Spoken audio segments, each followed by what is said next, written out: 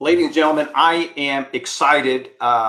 Today, I have a very special guest, David Meltzer. David Meltzer is the co-founder of Sports One Marketing and formerly served as the CEO of the renowned Leigh Steinberg Sports and Entertainment Agency, which was the inspiration behind the movie Jerry Maguire. This is what I want you to wrap around your mind. His life mission, David's life mission, is to empower over 1 billion, not a million, over 1 billion people to be happy.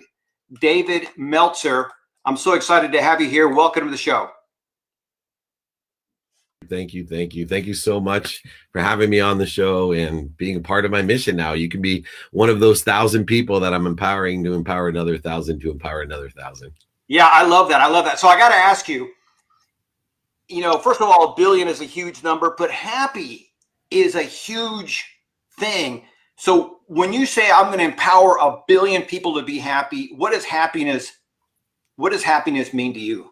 So I've created a pragmatic methodology over the last 20 years. I've been doing trainings for this purpose for over 2 decades when I was with Leigh Steinberg, and then carried forward with Warren Moon, my Hall of Fame partner at Sports One Marketing, and with my own brand right now. But the idea is that there are pragmatic ways to enjoy, be happy with the consistent, everyday, persistent, without quit pursuit of your own potential, voting for what you want, knowing what you're good at, what you love to do, and learning to love the percentage of things that you don't love to do.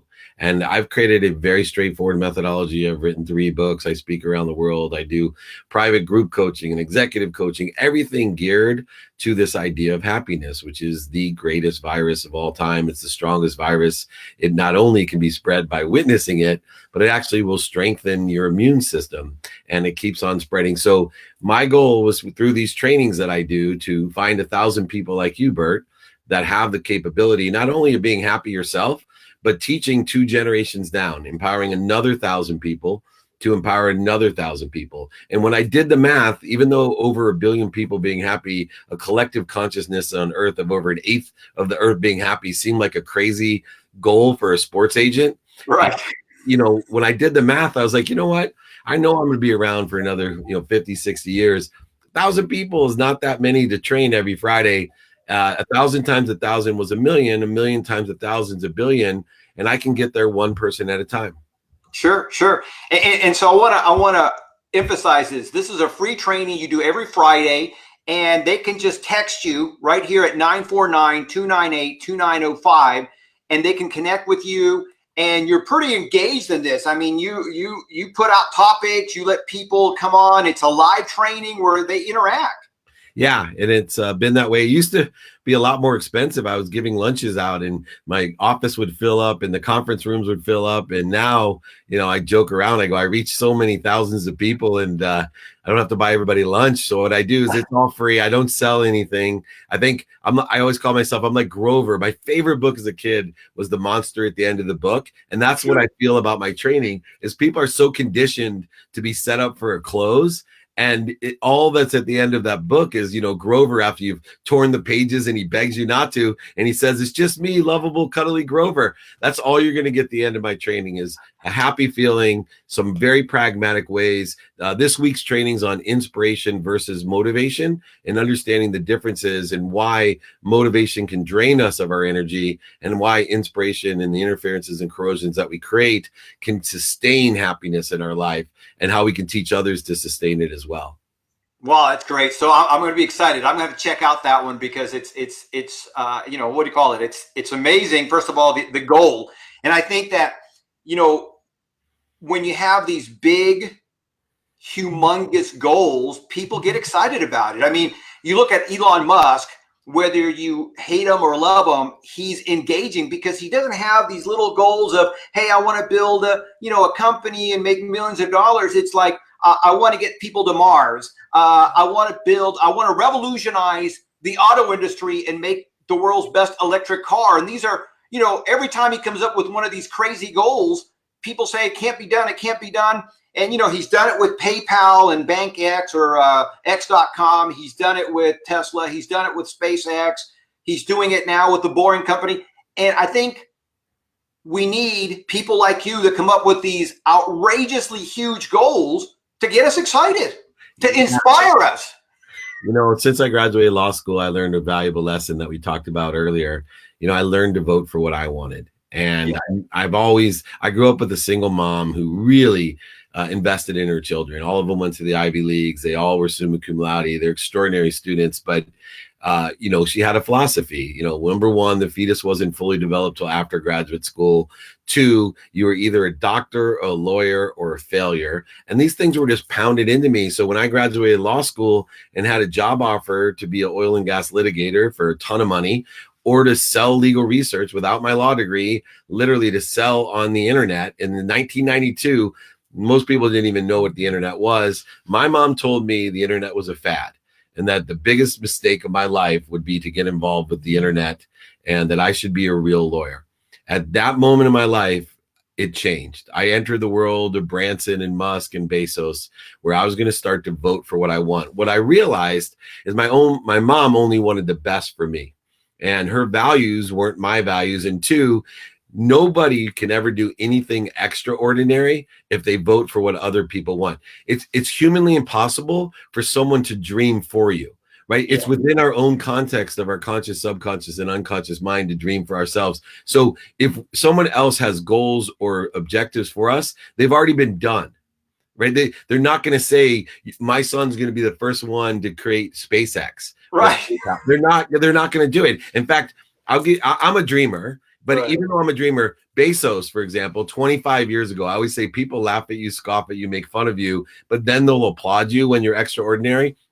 25 years ago in his garage, if Bezos would have told me, hey man, I'm going to make $1 trillion. I'm going to sell, books out of my garage. And someday be the biggest marketplace in the world, I would have kind of laughed at him. Sure. 25 years ago. And if he was my friend, I would have told him different advice. Like, hey man, do this. I've been working in the internet before you since 1992. Be careful. All the things to protect my friend, right? To make him ordinary, to make him within my own context of belief. No. I started voting for what I wanted. Now, one thing that I want to tell, because there's guys out there, including my friend Gary Vaynerchuk, right? That they say, don't listen to your parents. Don't listen to anybody. No. You listen to everybody. You appreciate everybody. Try to understand where they're coming from, but take their advice like a handful of sand. Say, thank you so much for caring enough about me to share your opinion, and then let the sand fall through your hand. And every once in a while, you're going to get a nugget that is something that you're voting for as well, or you may have learned something, a lesson, a dummy tax that's been paid by somebody else that sits in the situation you want to be in, and hold on to that piece of sand. So the one thing that bothers me most is that when I tell people to vote for what you want, I also tell you to appreciate other people that want things for you. You don't have to appreciate what they want for you, but appreciate the people who want good things for you. Absolutely. And sometimes, again, our parents, brother, sister, lovers, whatever, they may not be sold on your vision, but they are some of the fastest people to be sold on your vision. Once they see that you're not giving up, once they understand, oh, I get it now. He wants to empower 1 billion people to be happy. I get that. So now let me get behind him. So they're the easiest people, I think, to convert sometimes. But again, I like your advice there. Just kind of filter it through sand, and you'll get a nugget here and there, and keep going. Yeah, it's funny because even on these interviews with the intro, that's always the thing that pops, right? Holy crap, this guy wants to empower 1 billion people. But by the end of the interview, when people hear the strategies, the discipline, the awareness that I have, the experience that I have, and the mindset that I have, it's really funny because whether I'm stepping on stage or in an interview or reading or writing one of my books, by the end, I ask people, so do you believe that I can empower 1,000 people to empower 1,000 people to empower 1,000 people to be happy in my lifetime? Do you believe that that's even possible now? And not only do people say it's possible, not only do they say it's probable, but I've actually shared a vision where they believe it's their perspective. And a lot of people come join me on Friday because they want to be one of the 1,000s. They don't think it's that hard. Right. No, I can see that. Totally see that. And again, it just takes somebody with the cojones, right? With the guts to say, this is what I want to do. I want to empower 1 billion people. At first, it sounds crazy, but when you break it down, do you think that I can empower 1,000 people? Well, yes, that's simple enough. Well, can those 1,000 people empower 1,000 people? Well, yeah, that's probable. And then all of a sudden, it's, you're there. Yeah. And if you teach them pragmatic ways that they believe make them happy and they practice them and they say, gosh, this isn't so hard to say thank you before I go to bed and when I wake up. It's really not that hard once I make it a habit. Oh, it's not that hard to spend a minimum of an hour a day on my health. These are the types of things that I teach people that I know create happiness, right? I know I can create what I call the Meltzer kaleidoscope, a lens of productivity, meaning providing value or service to others, a lens of accessibility, being accessible or connected without interference or corrosion, judgment, or condition to others, and also access what I want. Teach people to learn to receive because you can't give what you don't have. One of the things, I do a lot of executive coaching, one of the top business coaches in the world, like big billionaire executives. And a lot of them are doing extremely well right now. And they're like, David, I feel guilty. All these people are suffering. I feel so guilty that things are going so well for me. And I said, whoa. Hold on a second. Don't feel guilty receiving. You cannot be poor enough to make somebody else rich, but you can be rich enough to help other people be rich. And so I take that idea of receiving and accessibility quite seriously. And then finally, the last lens is a lens of gratitude. So productivity, accessibility, and gratitude. Gratitude, that lens allows us to look for the light, the love, and the lessons in everything. It allows us to see pain, mental, physical, spiritual, emotional, and financial pain as an indicator. What does it indicate? It indicates that we have a lesson to learn. And there's nothing more exciting than learning a lesson. There's nothing more fun than learning a lesson. There's nothing that'll make you more happy than learning a lesson and dissolving, resolving, and dissipating and disappearing pain from our life, mental, physical, spiritual, and emotional pain. And yeah, absolutely. What's so funny? You and and you were one of those individuals that was swamped at this event, but you and I met briefly at the movie premiere in California.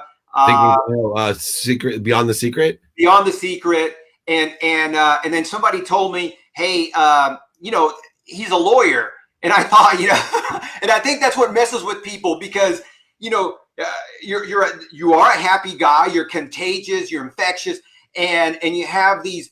You talk like a non-lawyer. You talk like like a Joe Vitale or one of those guys, John Assaraf or somebody like that who's in the movie The Secret. And people go, he's a lawyer?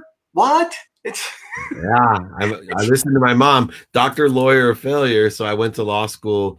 So what I learned about legalese and in the law is, it's frustrating for me because I think the same thing holds true in technology, which is the career that I transitioned in before sports, right? I ran Samsung's first manufactured phone. It was called the PCE phone. It was the world's first smartphone. But what I learned is that a lot of lawyers and a lot of technology people, all they've done is create their own vocabulary. And I see that today with social media. You got these 17 to 19-year-olds that have created their own closed environment so that older people feel less secure, right? And we don't know. We need a lawyer. Meanwhile, I know the language of law, and 99% of the stuff is just common sense. They've just created a new vocabulary for you to talk about riparian rights. And you're like, oh, riparian rights, this must be worth $500 an hour.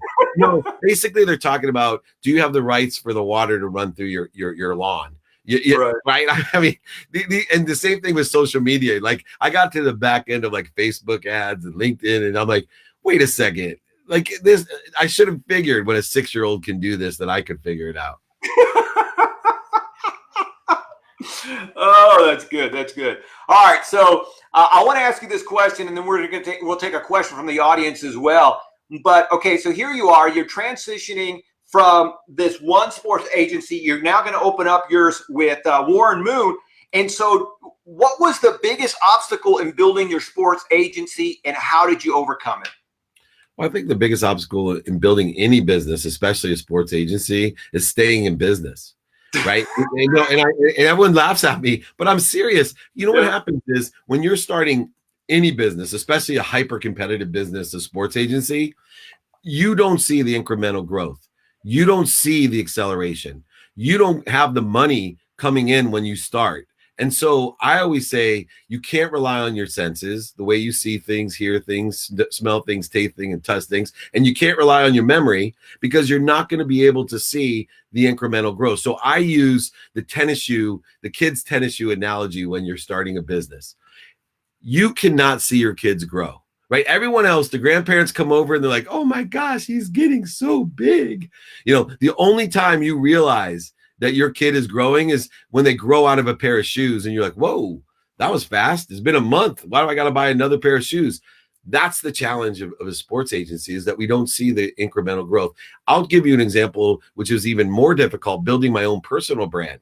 So after all these years of building, Troy Aikman, Steve Young, Warren Moon, all the Leigh Steinberg brands and Warren Moon brand and all the big sports events that we were involved with, from Super Bowl, Pro Bowl, Masters, Kentucky Derby, I decided to build my own brand at Super Bowl 3 years ago.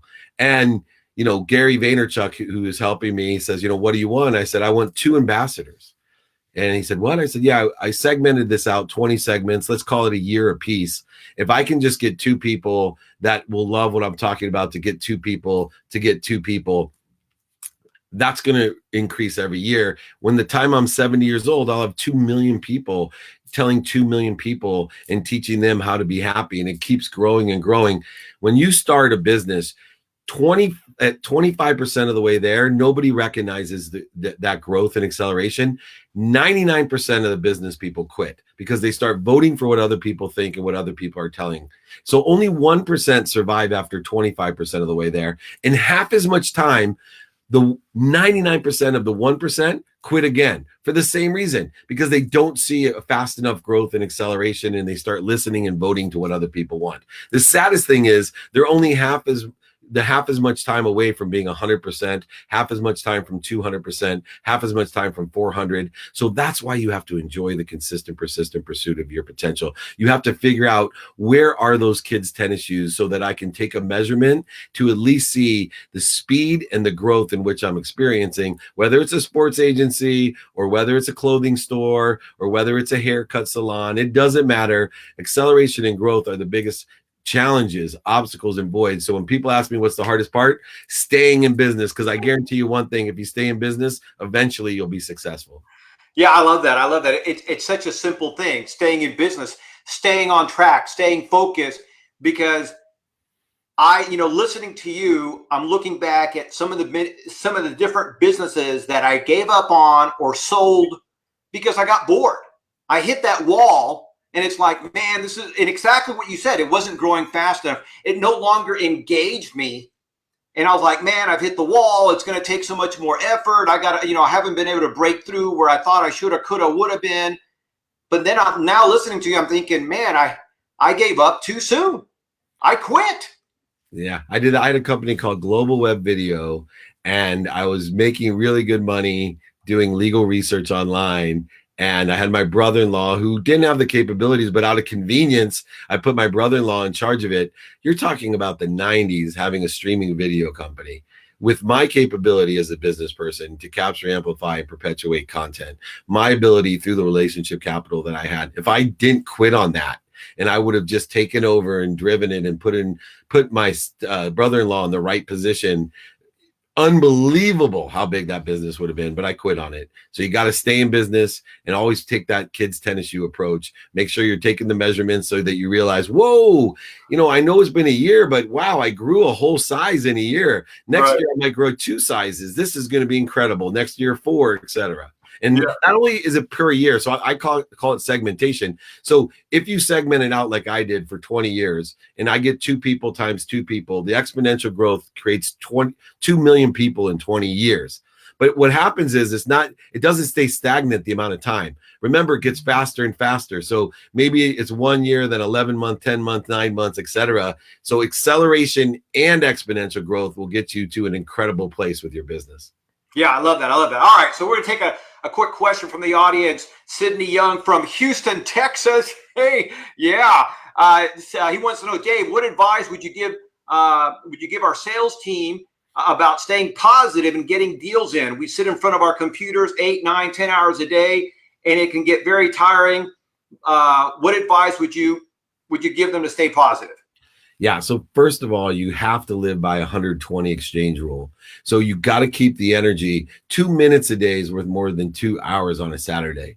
And so what you want to do is make sure that you can articulate the value. There's three things to think about. Number one, credibility, which is that 120 rule. If you know in your energy that you are giving $100 and only asking for 20 back, think about what that mindset would be. Think about what your mindset and your feeling would be, how confident you would be, how many people you would be calling. In fact, if I gave you a room full of $100 bills and said, call people that you don't know and tell them that you have $100 bills if they send you a 20 on their credit card, right? What would be the number one issue? Credibility, right? Credibility. Yeah. Right. People don't realize that your biggest sales is just credibility. And when you oversell, back and sell, lie, manipulate, or cheat, you have dampened your credibility to the point where everyone's looking to see where you're lying. And they're even looking at things that are truthful as lies. So I'd go number one, credibility, two, emotional attachment. Find out what people like and don't like. If it's a long day for you, you're not more interested than interesting. All you're doing is feature and benefit dumping. Features and benefits are only there to enhance the credibility, the emotional attachment, and help you quantify the reasons, impacts, and capabilities for the 120 exchange rule. If we can articulate the quantification of, hey, I'm going to give you $100 of value and you're going to give me $20 of value back, and I guarantee it. Can you see any reason you won't want to move forward? I would do that all day long and it would be inspirational. But remember, during the day, 8 to 9 hours a day, I don't think you have proper activity that you get paid for and proper activity that you don't. Make sure you mix in there an hour a day for your health. Make sure you put in time for your family. Make sure that you go ahead and take a rest. You're much better off if you're not in the right mindset, going and having a 20-minute meditation or quiet time just to catch your focus so you can carry that energy. I do it all the time. My sales reps will call, say, Dave, I haven't got a hold of this guy for 2 months. I'll say, okay, come here. We take a moment. I put the Buddha fingers together and I tell myself, this is going to be effortless. I'm going to provide $100 to $20. And they pick up. And everyone's amazed. How do they pick up? Because I've cleared the energy. Right? Everything and everyone's connected. You are connected to the greatest source of light, love, and lessons that exists, but you're also connected to everything and everyone. And you're the interference to that. So what you have to do is get out of your own way and appreciate the light, love, and lessons that you are connected to by adding value to it and giving it away to those people and articulating the quantifiable reasons, impacts, and capabilities. So if you remember, everything I say has to be true and credible. I need to get the emotional attachment by asking what people like and what they don't like about what they do today, and how I can fill the need of what they're not doing by saying something like, would it help you if you had solar panels on your roof to lower your solar bill? Right? These are true things that happen, and people don't articulate the quantified values, reasons, and capabilities. They don't carry the right energy, and they don't ask for the sale. Last thing real quick, asking for the sale is the biggest problem with most sales reps. At Home Depot, they have 4 checkouts: consumer, the contractor, the garden, and the self-checkout. Self-checkout sells more warranties than all 3 of the other checkouts at Home Depot. Warranties for the appliances and tools. And you know why? Because it asks every time. It asks every time as you're checking out, would you like a warranty on your appliance? Would you like a warranty on your tool? Every single time. In the aggregate, contractors, consumer, and garden checkout don't sell as many warranties as someone. So if you're sitting there, Sydney, make sure you have credibility, emotional attachment, quantify the reasons, impacts, and capabilities, use the features and benefits to enhance that. Don't dump them on people, and ask. I love that. And I wanna tell you the story. This also took place in Houston, Texas. I had a client who was selling display ads, a newspaper display ads to the Spanish. Well, it was for a paper that was picked up by the Spanish community. And of course, salespeople think, well, hey, we're selling it. The price is too high. Was one of the biggest complaints. We can't sell it because the price is too high. Our price is competitive with the Houston Chronicle, and they're not going to get the same results, blah, blah, blah, blah. So I got permission from the CEO, and we gave the salespeople permission to give away a free ad, or I think it was a free ad campaign. And what was so remarkable, back to what you're saying about credibility, is that they still couldn't make the sale because people were going, wait a minute, this is free? What's the catch? What's going on?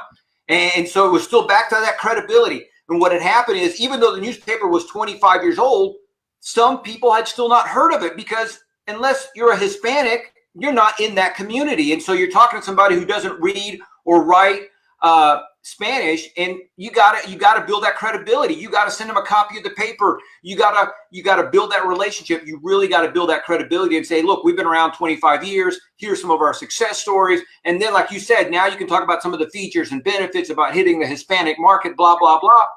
But it was just to teach them that it wasn't the price. It was, back to what you said, the energy and the credibility. It was such a great lesson for everybody to learn.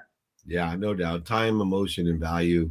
And we can make any excuses we want, blame, shame, and justification of why we can't get things done, especially now. It could be very easy to live in the why me world.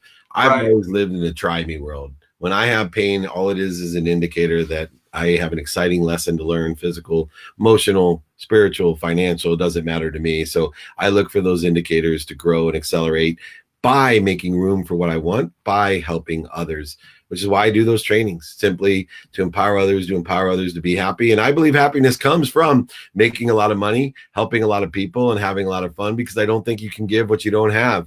And money doesn't buy happiness or love, but it allows you to shop. And if you shop for the right things, especially to help other people, you'll be happy. If you shop for the wrong things, which I've done in my past, you're not going to be happy. You're going to create interference, voids, and shortages in your life. And I really appreciate the opportunity to be here, my friend Bert. And thank you so much and please, everybody, come to my trainings on Friday. Bert, I hope you come as well. I want you to be one of my 1,000. You know what? I'm excited about it. I want to post this up real quick. It's the text. You guys can text David directly and be part of the group. It's 949-298-2905. And Dave, I want to ask you this last final question. It's because it seems like you have a mantra there, or a self-talk or whatever.